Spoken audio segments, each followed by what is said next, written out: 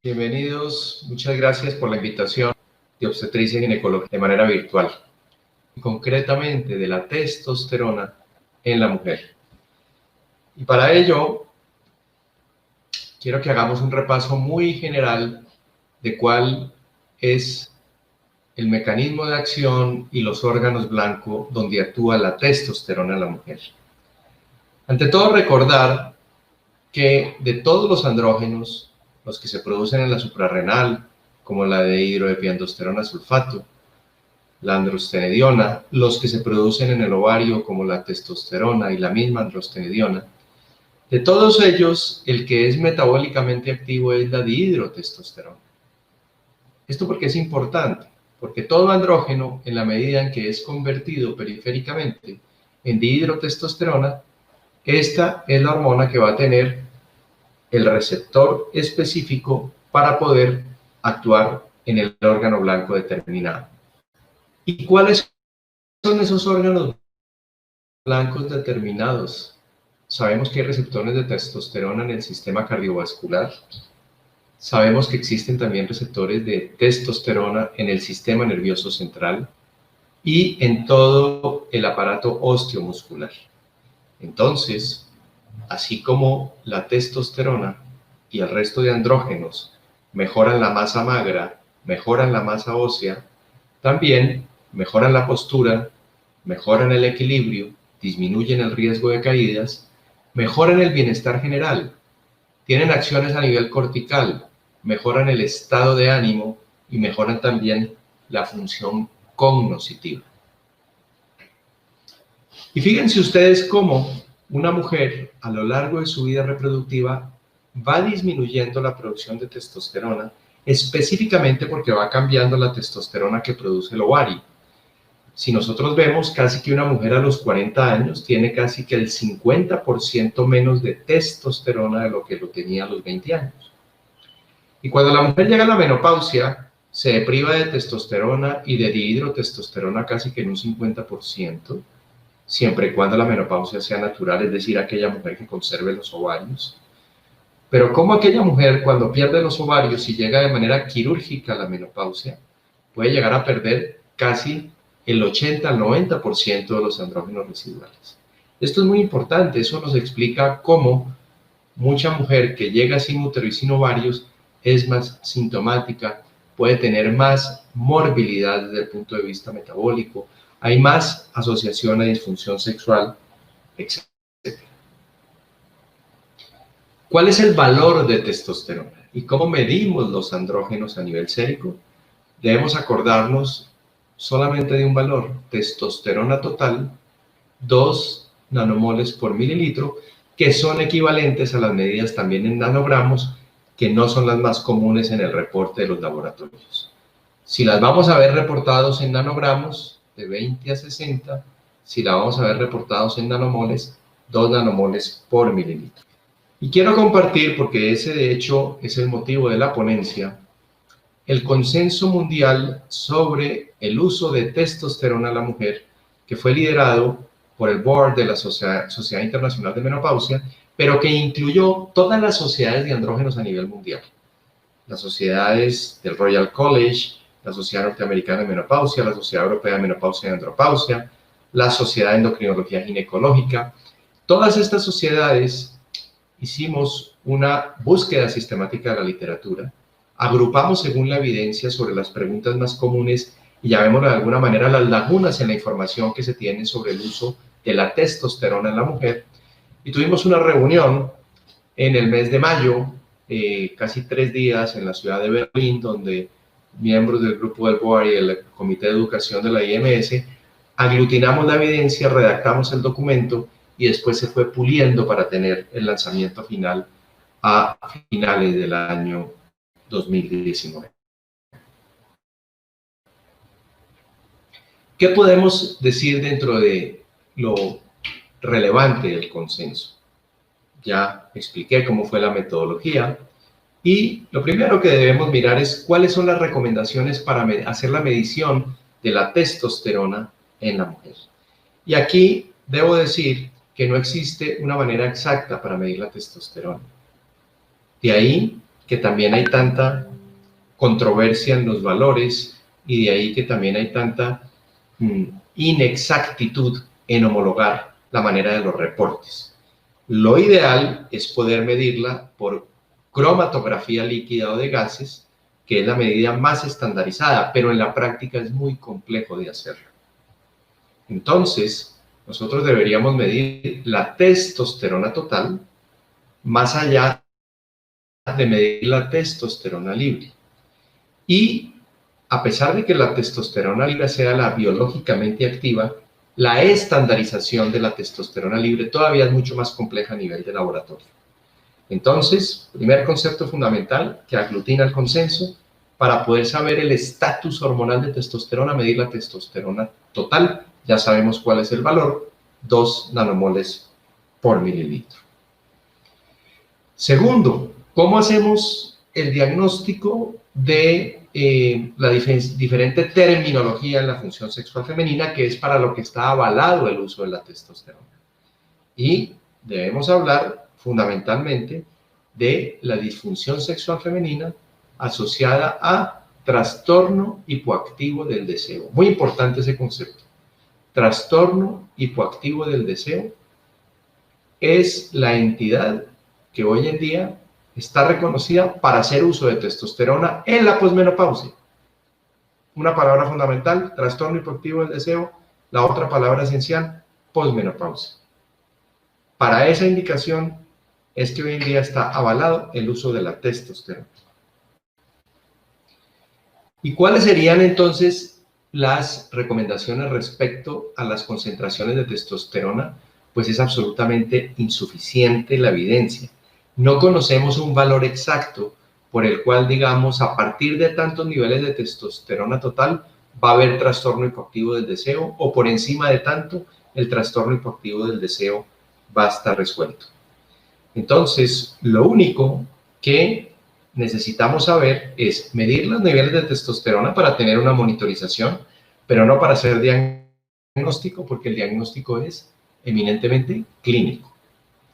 ¿Y cuáles serían las recomendaciones específicamente para poder saber si debemos suplir o no debemos suplir la testosterona? Pues claramente, en aquella mujer que tenga concentraciones fisiológicas suprimidas de testosterona total o concentraciones bajas, con trastorno hipoactivo del deseo y donde se haya descartado causas secundarias del trastorno hipoactivo del deseo, específicamente otras causas orgánicas o trastornos desde el punto de vista psicológico. Entonces, muchas veces el diagnóstico de trastorno hipoactivo del deseo no es tan sencillo.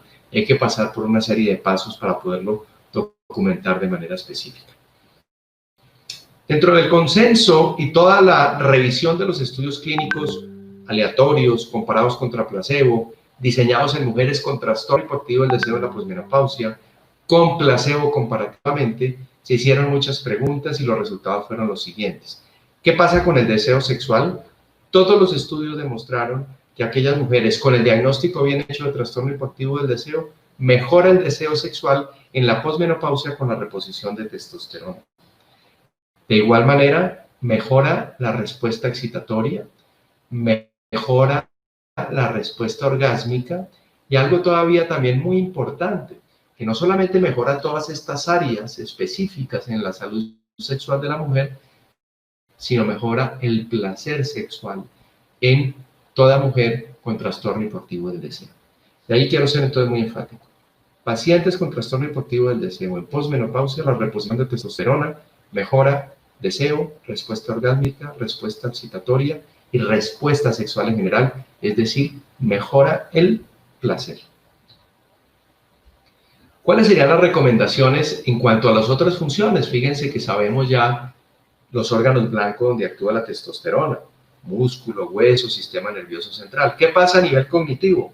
Pues que no hay una evidencia clara ni sólida que nos diga que reponer testosterona va a mejorar la función psicológica o el beneficio con los andrógenos, es evidente. ¿Y cuál es la respuesta a esto? Pues que no hay estudios de suficiente solidez, de suficiente soporte, de suficiente seguimiento para poder afirmar esa condición. ¿Y qué pasa a nivel del sistema musculoesquelético? sabemos que los estrógenos con sobrada evidencia mejoran el remodelado óseo, disminuyen la pérdida de masa ósea, mejoran densidad mineral ósea y previenen fracturas.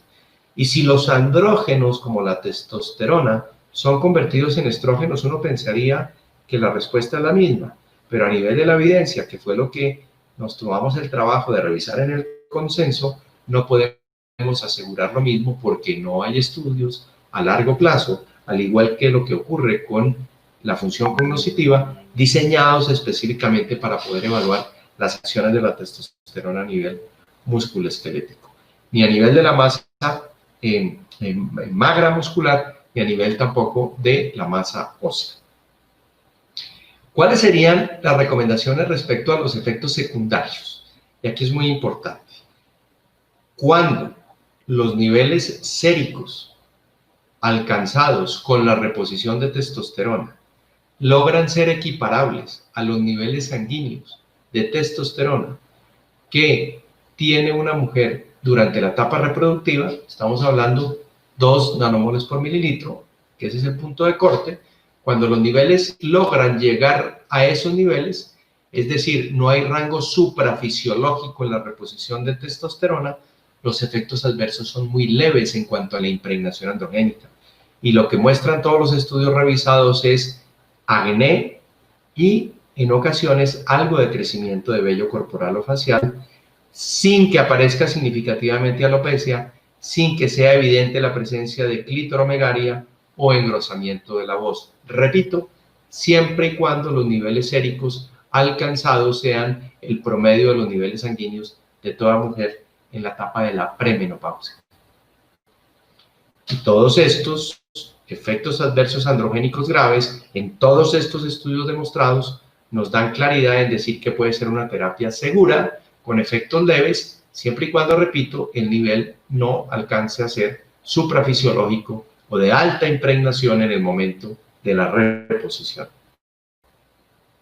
Sobre la salud cardiovascular, se sabe que la testosterona, específicamente los compuestos que se han dado por vía oral, y aquí tenemos que hablar de la DEA por vía oral, se han asociado a tener disminución en los niveles de HDL y colesterol. Eso pasa también, por ejemplo, con algunos esteroides sintéticos con acción androgénica residual, como por ejemplo la tibolona. Pero no hay recomendaciones sólidas que nos digan que eso va a incrementar el riesgo cardiovascular, específicamente a largo plazo. Y las concentraciones o los productos de testosterona que logran mostrar concentraciones sanguíneas fisiológicas iguales a los niveles de la mujer en la premenopausia no se asocian a alteración cardiometabólica ni en el perfil de lípidos ni a nivel tampoco de reactividad vascular, como por ejemplo hipertensión arterial. Y estas vías claramente son las vías no orales, específicamente las vías transdérmicas de reposición de testosterona. Respecto a la salud mamaria, si bien sabemos que los estrógenos, en el caso similar a como hablábamos en el hueso, pueden incrementar la densidad mamográfica, y si la testosterona se convierte finalmente en estrona o en estradiol, podríamos pensar lo mismo, pues se sabe claramente que los datos a la luz revisados de los estudios clínicos que muestran las acciones de la testosterona transdérmica o la que logra niveles fisiológicos de reposición no incrementa la densidad mamográfica y tampoco se ha visto que aumente el riesgo de cáncer de mama. Estos metaanálisis nos pueden decir que en pacientes sanas en posmenopáusica con trastorno hipoactivo del deseo, la acción sobre la mama con estas vías transdérmicas o geles percutáneas de reposición de andrógenos no van a incrementar ni la densidad ni la patología mamaria. Respecto a los efectos adversos graves, es volver a enfatizar, en esto en el consenso fuimos absolutamente claros, en decir que si los niveles de reposición de testosterona en la posmenopausia, siempre que se hagan en mujer con trastorno hipoactivo del deseo, y que logren niveles fisiológicos comparables a los niveles fisiológicos de testosterona de la mujer en la premenopausia, no genera efectos adversos graves, ni mucho menos efectos irreversibles. Y este es el soporte de los diferentes estudios, que no fueron pocos, para poder hablar de los efectos adversos serios o graves cuando se logran estos niveles fisiológicos durante la reposición.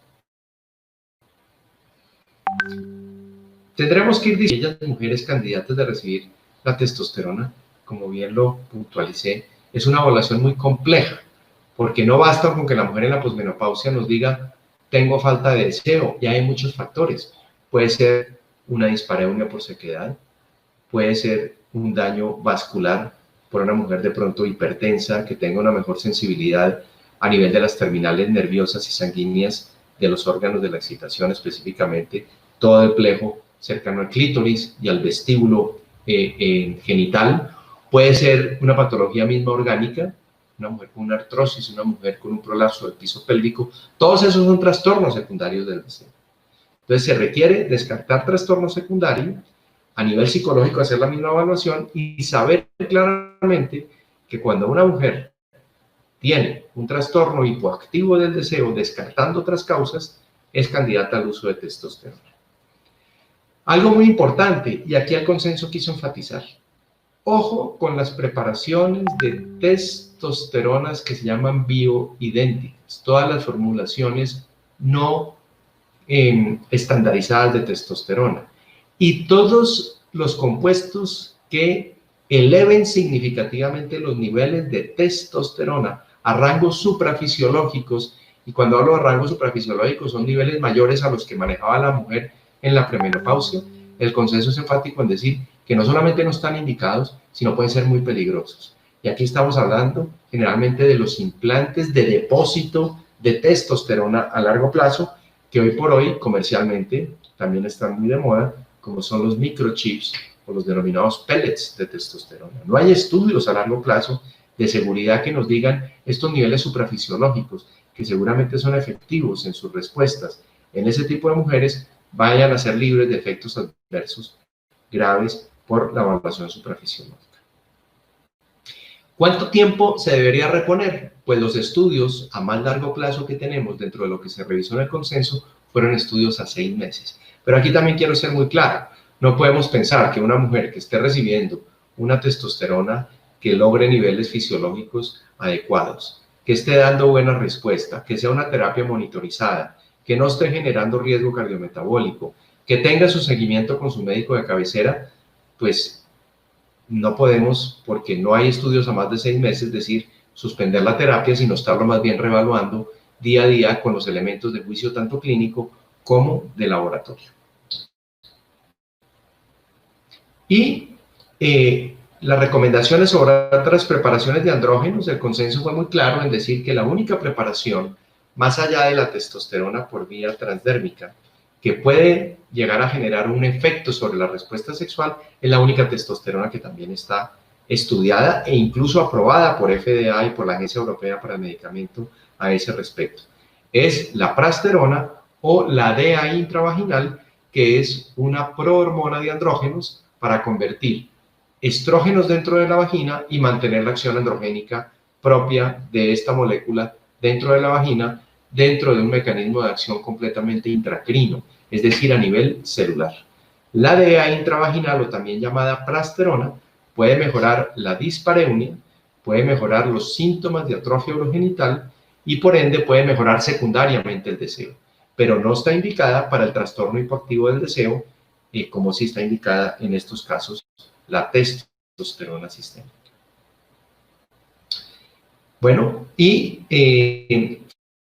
finalmente lo que tenemos que enfatizar también con esto es que sí necesitamos estudios a más largo plazo, sí necesitamos sin duda alguna muchas más otras acciones para saber cómo actúa la testosterona a nivel cognitivo, cómo actúa la testosterona a nivel de la masa ósea, si evidentemente puede ser una terapia coadyuvante, ¿por qué no a la terapia estrogénica? Y específicamente en mujeres que tengan una menopausia quirúrgica.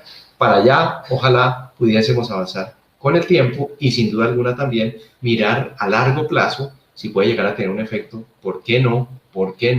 De alguna forma protector a nivel mamario.